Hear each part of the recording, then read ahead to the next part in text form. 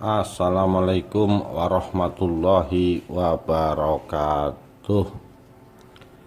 Karomah Ki Ageng Selo, leluhur Raja Jawa yang tangkas menangkap petir. Ki Ageng Abdurrahman Selo atau lebih dikenal dengan nama Ki Ageng Selo hidup sezaman dengan para wali songo. Beliau dipercaya masyarakat sebagai cikal bakal garis keturunan raja-raja di tanah Jawa seperti Raja-Raja Mataram, Surakarta, dan Yogyakarta. Ini karena Ki Ageng Selo menurut cerita dalam babat tanah Jawa adalah keturunan langsung dari Majapahit. Semasa hidupnya, beliau dikenal memiliki kemampuan menabuh alat musik ganjur yang bisa menarik penduduk. Dan di saat momen itulah Ki Ageng Selo melakukan dakwah Islamnya.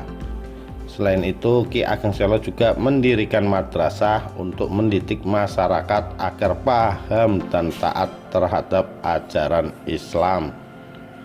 Muridnya datang dari berbagai daerah dan macam-macam kalangan.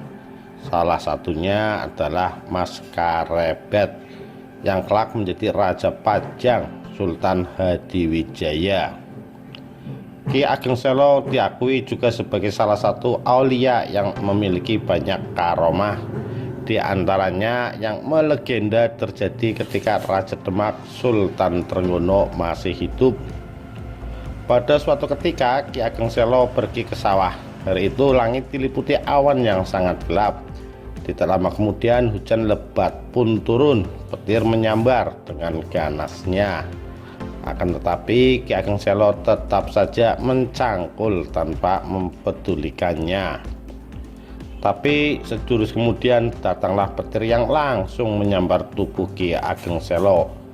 Namun bukan fenomena manusia panggang yang terjadi, melainkan fenomena manusia penangkap petir.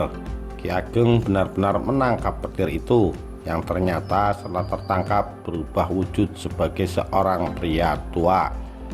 Dengan cepat Ki Ageng Selo mengikat kakek-kakek tersebut ke sebuah pohon dan melanjutkan mencangkul sawah. Setelah dirasa cukup, beliau membawa kakek petir itu ke hadapan Sultan Trenggono. Oleh Sultan Trenggono, kakek petir itu dimasukkan ke dalam jeruji besi yang kuat dan ditaruh di tengah alun-alun. Banyak orang yang berdatangan untuk sekedar melihat wujud dari manusia petir ini.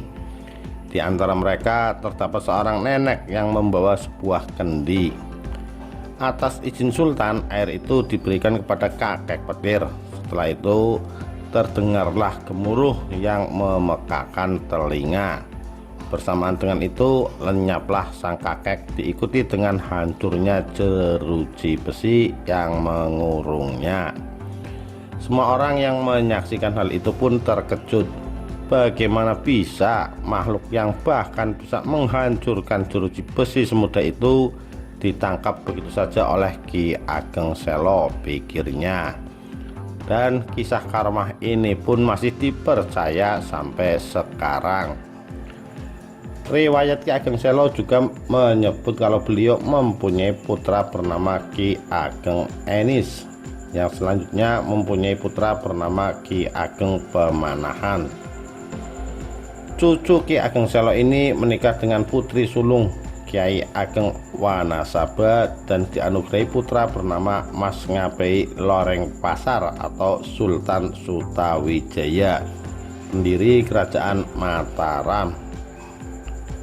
Sebelumnya Ki Ageng Enis juga sempat berguru pada Sunan Kalijaga, satu angkatan dengan muridnya yang termasyhur yakni Jaka Tingkir.